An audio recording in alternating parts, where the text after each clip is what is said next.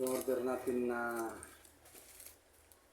mystery parcel, may hiwagang box kay Rosmar. Ngayon tingnan po natin kung legit. Para lang po ako sumusugal dito ng 600. Sana makuha natin kahit iPhone man lang.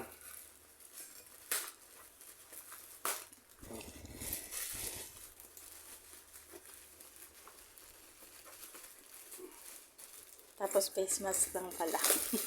Kulay pink. Legit yata. Kulay pink eh.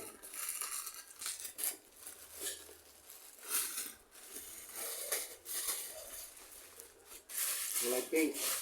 Legit yata. Tingnan dito na. Suspense.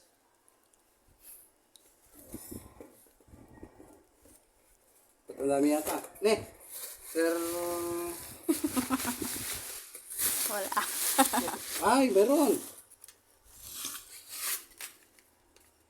Oo. Diba? Hindi ko alam kung legit ito Legit na iPhone. Congratulations you Rosmar. Legit siguro ito guys. Legit. Paano mo naman makukuha? Yun ang tanong. Paano makukuha?